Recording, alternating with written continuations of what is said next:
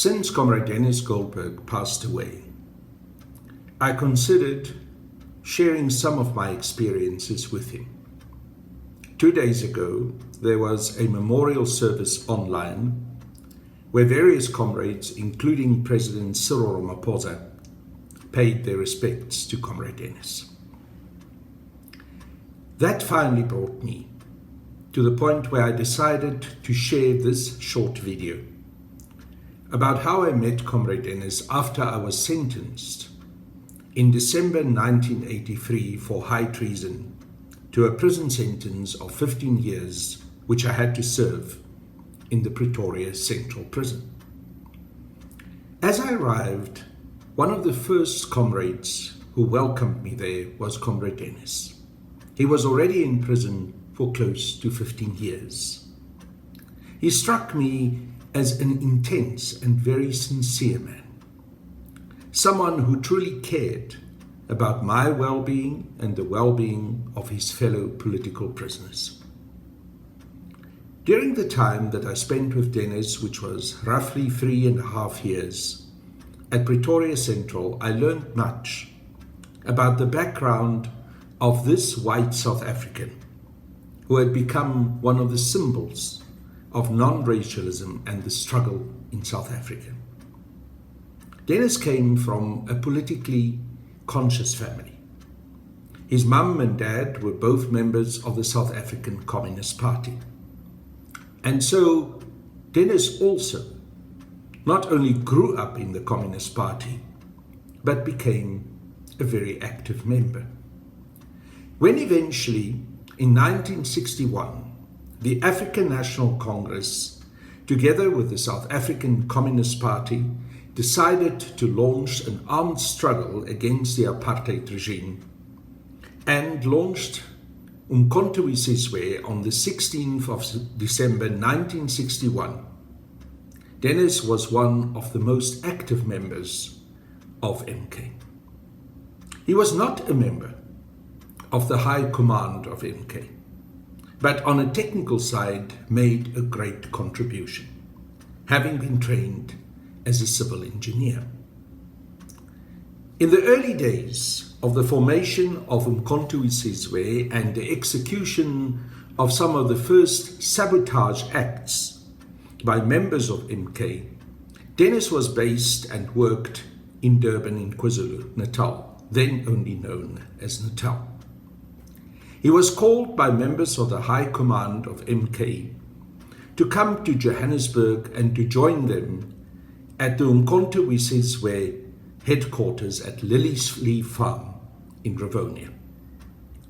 Initially, Denis understood that he was only going to pass through Liliesleaf Farm and then was going to leave the country to work on operations for Umkhonto we Sizwe outside South Africa. However, having arrived at Liliesleaf Farm, he found that there were expectations that he would help to design explosives and also help with plans to place explosives at the right targets and in the right manner so that the most damage could be done. For a week or two, Denis was living at Liliesleaf Farm, designing bombs and designing also various approaches on how targets could be sabotaged. This was not what he expected, but he did what he was asked to do. Not long after he arrived there, the South African Security Police raided Liliesleaf Farm and detained the High Command of Umkhonto we Sizwe. Denis was swooped up in the same raid. Although not being a member of the High Command, he got charged together with the other members of Umkhonto we Sizwe's senior leadership in the Rivonia trial. There was, throughout that trial, a possibility for Denis to declare his junior position, to make sure that he could make a deal with the apartheid police and with the prosecuting authorities, so he could either get a short sentence or could totally get off the hook. But he took a very courageous decision not to do so. To take exactly the same approach that had been taken by the rest of the members of the High Command of Umkhonto, and to face the consequences. The consequences are well known, because Denis ended up, together with the rest of the High Command of MK, including Comrade Nelson Mandela, Comrade Walter Sisulu, Ahmed Kathrada, and the rest of the Rivonia trialists, getting 3 life sentences. As they were sentenced, Denis's mother, who was hard of hearing, was calling from the public gallery, "Denis, what is the sentence?" because she could not hear what the judge pronounced. And he responded back, "It is life, and life is good." I suppose, like all the members of the Rivonia trial, Denis was relieved that they were not given the death sentence. But we must understand the severity of the sentence that were given to them. In those days, the apartheid regime did not give parole to political prisoners. So the Rivonia trialists faced a life which meant that if there was not going to be significant political changes in South Africa, that they would, for the rest of their lives, be locked up as prisoners of the apartheid regime. When eventually the prisoners were taken to prison, Denis was separated from the rest of the Rivonia trialists. This was by no means his choice. He wanted to go with the rest of the Rivonia trialists to Robben Island prison. But even in prison, the apartheid regime continued to separate and create distance between white and black South Africans. He, as a white prisoner, regardless of the fact that he was part of Umkhonto Sizwe and part of the liberation struggle of the African National Congress, had to be kept in terms of the apartheid regime's commitment to racial segregation in a separate white prison.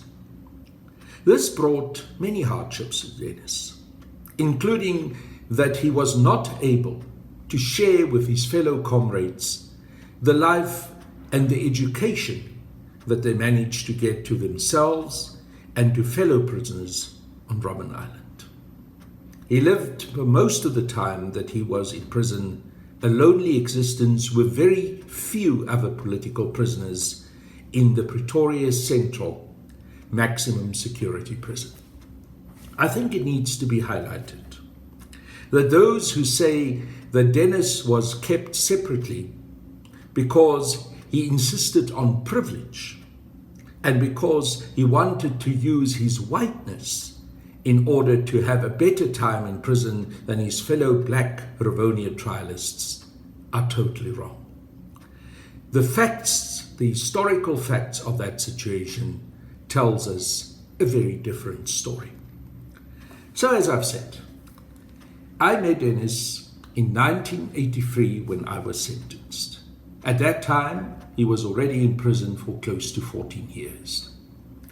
He had a rather harrowing experience just 2 years before, when some political prisoners, including Alex Mombaris and Tim Jenkins, managed to escape from the same prison where he was held. During the time that they made the plans to escape, they offered to Denis to also leave with him. He decided not to. Again, first and foremost on principle, because he felt it would be wrong for him, as the only white political prisoner, to leave and to get away while there was no chance of escape for the Rivonia trialists who were being incarcerated on Robben Island. But secondly, I think he also had some skepticism on whether Jenkins, Mombaris et al. Would have been able to escape. So he was also not sure whether that escape was so dangerous that it could have costed him his life. Having seen those comrades successfully escaping placed a lot of pressure on Denis. after they left, he started asking himself whether he shouldn't have gone with them. He started saying also to fellow prisoners that if he had gone, he would have had a very different life. The pressures of prison, the isolation of the years that passed, and the knowledge that he could have been out of prison if only he had taken a different decision, started to take a heavy toll on Denis and also on his psychological ability to cope with prison. 3 years after I joined Denis in prison, all of us were suddenly confronted by an offer by the then president of the racist apartheid regime, P.W. Botha. He announced that he would be prepared to consider the release of us as political prisoners if we were prepared to renounce violence. Personally, I felt very strongly that this was absolutely no option. The African National Congress had taken a very deliberate and principled decision in 1961 to commence with the armed struggle. Many of our comrades, among them Solomon Mahlangu, died in the armed struggle. Large numbers of our comrades were in camps, busy training, hoping to come back to South Africa to fight the liberation struggle. For us as prisoners and as political leaders who were being looked up to by the people of South Africa and also by our fellow members in Umkhonto we Sizwe, this would be a terrible betrayal. However, there were 3 other political prisoners who was with me in Pretoria Central who felt differently.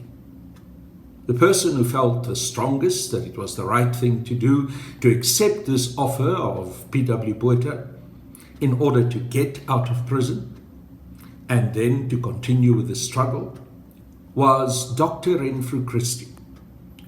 With him was also Rob Adam and then, of course, as I've mentioned, Denis Goldberg. Renfrew worked very hard to convince Denis to accept the offer and to denounce violence. He insisted that this was not a principle, but a strategy. And under the circumstances, with the psychological pressures that Denis was feeling, and his increasing inability to cope with the pressures of prison, he was eventually convinced. So was Rob Adam.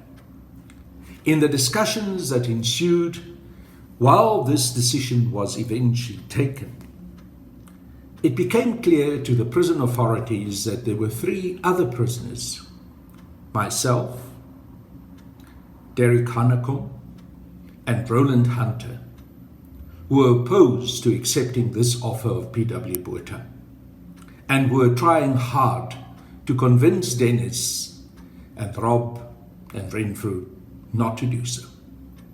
In order to avoid us from being successful, they moved us out of the section of the prison where we were usually kept and isolated myself and Derek and Roland from Denis and Rob and Renfrew.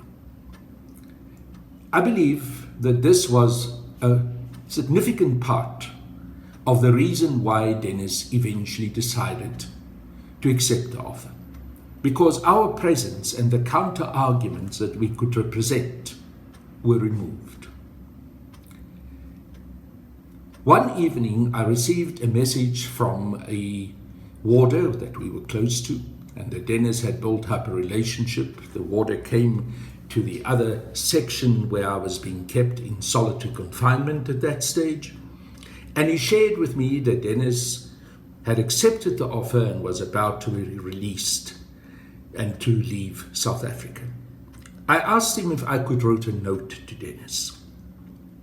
He agreed that he would smuggle it back into the section where Denis was being held. In that note, I expressed my respect, in fact, my admiration for what Denis had done in his life, the contribution that he made to the struggle. If I recall correctly, I said to him You are a much older man than me, and there are times here in prison that I've looked up at you like a father. But I'm deeply concerned that you are taking this decision. I disagree with you. I wish you would not do so.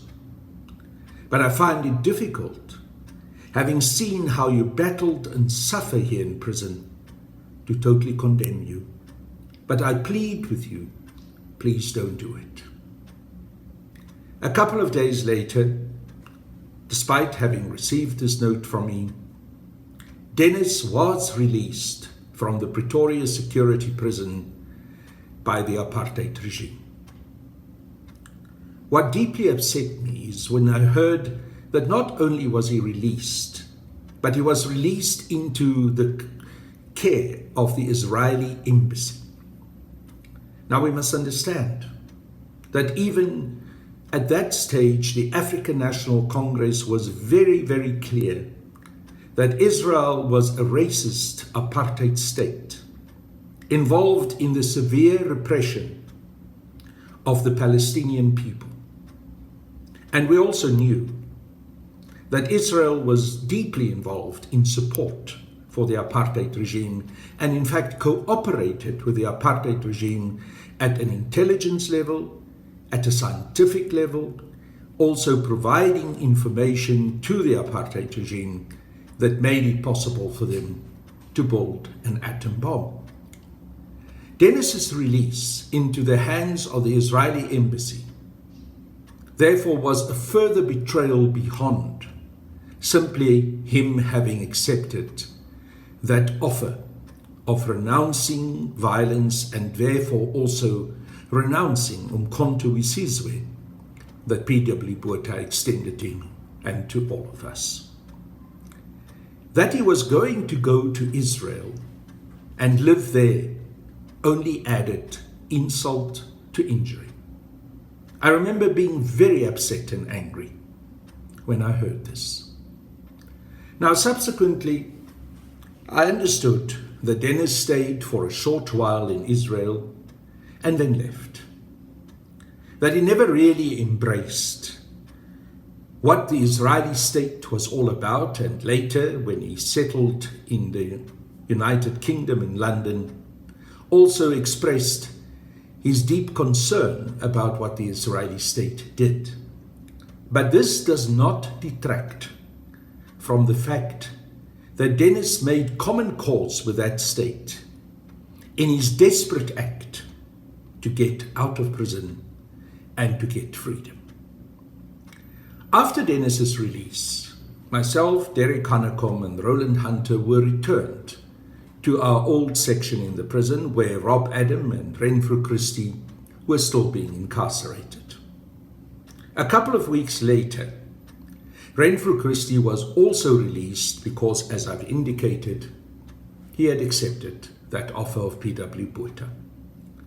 Rob Adam, having engaged further with myself and the other two comrades, did a very courageous thing by having decided, despite first having accepted the offer, to then reject it.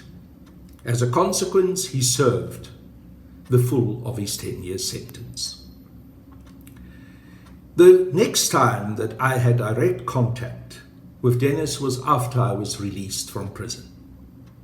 He had come back to South Africa after his first wife, Esme, passed away in the United Kingdom, and he was given an offer of a job by the then Minister of Water Affairs, Ronnie Cashels, to become his special advisor. This was a very important and significant break for Denis, so that he could return to South Africa, where he always wanted to come back to, and that he was able to make some contribution to the work of the new democratic government in South Africa.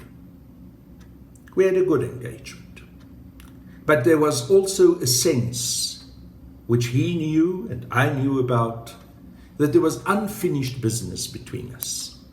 Unfinished business in the sense that I had never fully accepted the decision that Denis had taken to accept that offer to renounce violence.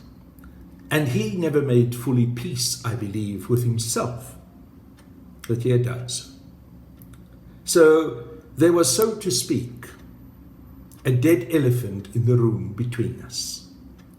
The warmth that we felt before, when we were together as prisoners and as comrades in Pretoria's Central Security Prison, had no longer persisted. We were now, to some extent, strangers, trying to make peace with the fact that we have to live with the compromises that a comrade made, which I didn't want to denounce and I didn't want to throw against his head. But at the same time, I couldn't forget, and I suppose, to be honest, I couldn't forgive him for it. As time went on, and the political landscape in South Africa developed through the one-term presidency of President Nelson Mandela and then the 2 terms of President Thabo Mbeki, culminating finally in the inauguration of President Jacob Zuma, new stresses and strains developed in my relationship, which was at that stage nothing more but a distant relationship with Comrade Denis. Comrade Denis became increasingly and outspokenly opposed to President Jacob Zuma. For reasons that is not totally clear to me, he bought into a new liberal kind of approach to the South African political landscape. He accepted the criticisms of people like Bani Patjana and Sipho Patjana, the Save South African campaign, and he embraced it to the extent that he became one of their spokespeople, and I believe used the fact that he was a fellow Rivonia trialist in the same way that it was later done also by Comrade Andrew Mlangeni, to attack President Zuma and to attack those that were associated with President Zuma from a so-called position of political seniority and eldership and morality, which to some extent, of course, their status as former Rivonia trialists bestowed on them. I was not happy with what Comrade Denis did, in a similar way that I was not happy with the manner in which Comrade Ahmed Kefrada, also a fellow Rivonia trialist, expressed himself against President Zuma. In the instance of Comrade Kefrada, I felt that at a time when he was of advanced age and no longer well, people around him,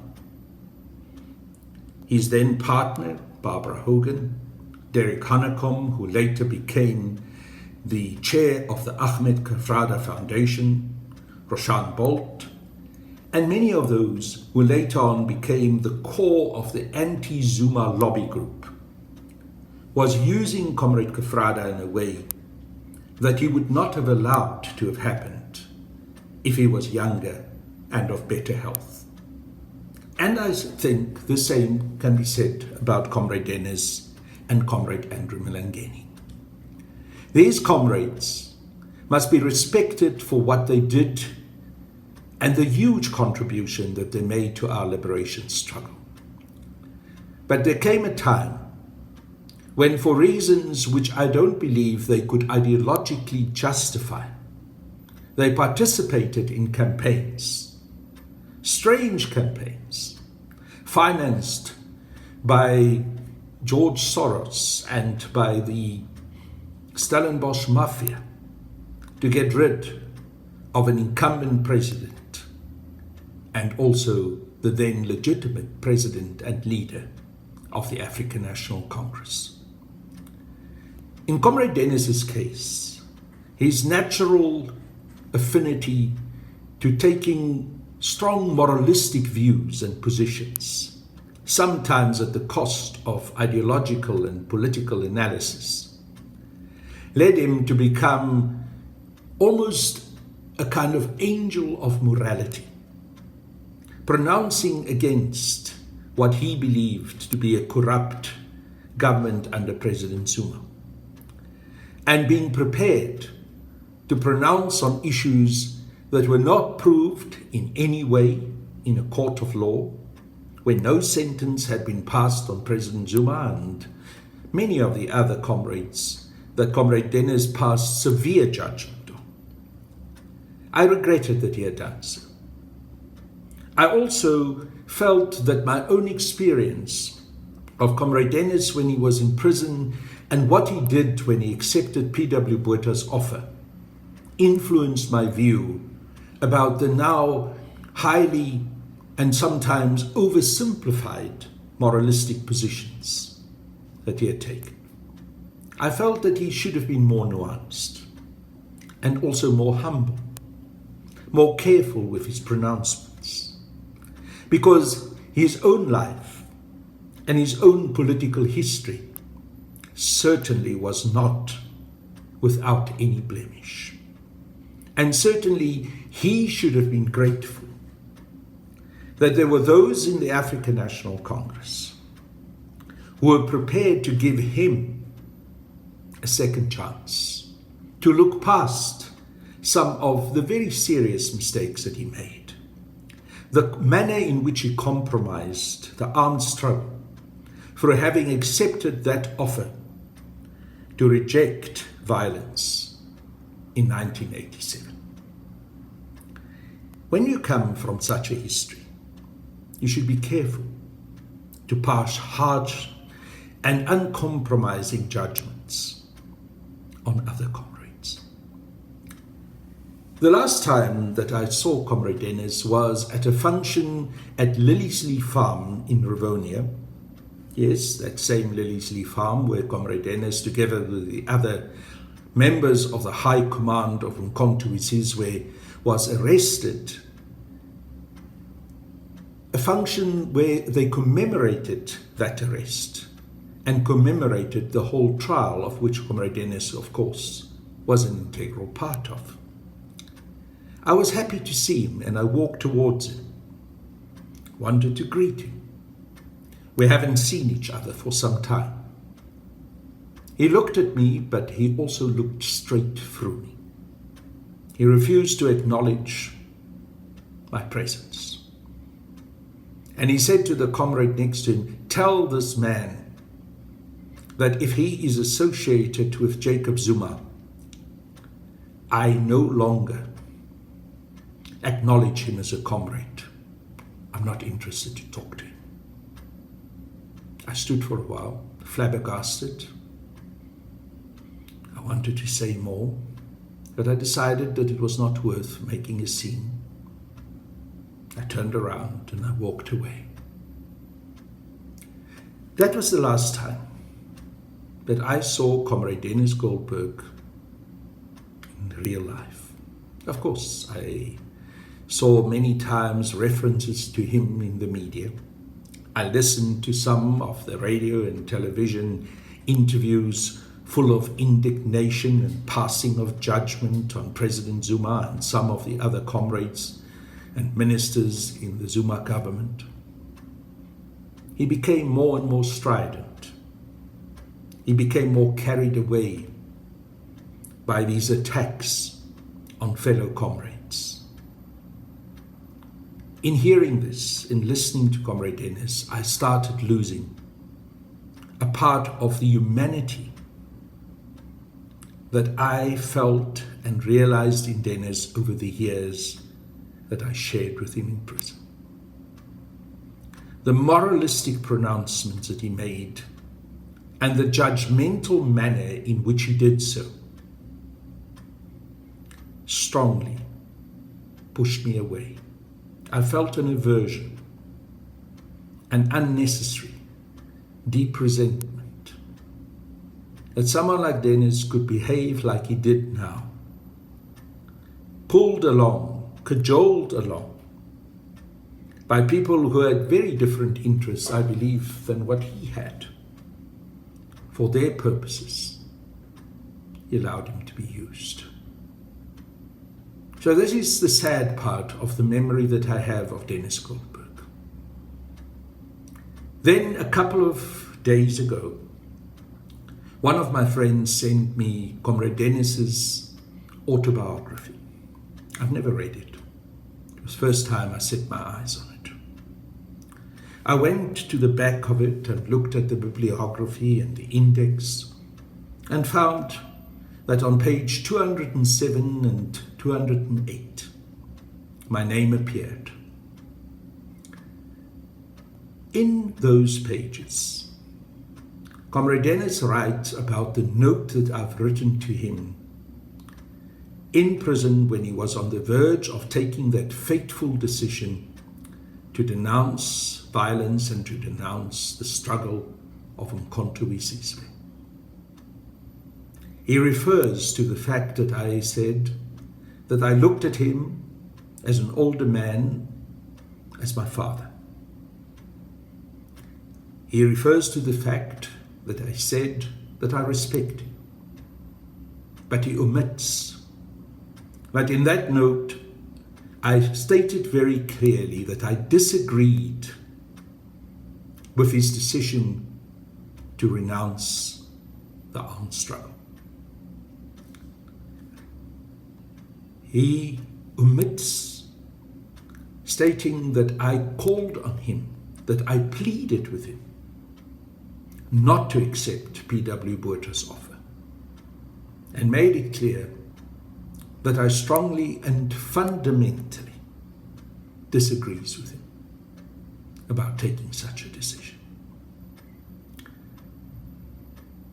And this together with the judgmental behavior that Comrade Denis had passed on to me and to some other fellow comrades. This part of his book, which told a half-truth and omitted the most significant part of that note that I sent to him, left a very bitter taste in my mouth. In that note that I sent, I was expressing my principled view and commitment to the armed struggle. I did so as a young man who was still facing a sentence of 15 years. So I was not doing it from a position where it was easy to take that decision. It was not a cheap decision. I'm deeply disappointed that Comrade Denis decided to misquote and deliberately, selectively quote what I wrote to him in order to try and make his decision look better and to justify himself. I do not want to be as judgmental as he was, but I must be honest that having found those remarks in the manner that he selectively misrepresented them in his autobiography has casted a long shadow over my memory of Comrade Denis Goldberg. You will note that I still continue to call him comrade. I will always respect him for the struggle sacrifices that he made. I will respect him as a senior in the African National Congress and someone who takes a significant lead at the right time to move our struggle for liberation forward, who was very courageous in not having accepted offers to him to get free from the Rivonia trial and from the possibility which turned into a reality of a life sentence. But I think the best I can say is that Denis Goldberg was a human being with flaws. That he misrepresented me, which I, to be honest, deeply resent. That he tried hard to forget his own flawed past, the mistakes that he had made. That he wanted people to accept him and to forget those. But he was not prepared. Not prepared in the slightest to be fair to comrades that he thought were doing wrong. Comrades who had never had a finding of a court against them, who had never been in practice found guilty of any crime. In doing so, he presented himself as a judge while he was himself deeply flawed and made huge mistakes in his life. And in doing so, he flaunted the provisions of our Constitution, a Constitution that he, as much as I and every other comrade of the ANC who's been part and participating in the struggle of the African National Congress, should be committed to. That Constitution states that every South African will be deemed innocent until proven guilty by a properly constituted court of law. So, Comrade Denis, as you have passed on, I acknowledged your strengths. But I'm sad to say, I'm ultimately overwhelmed by the arrogance of your weakness.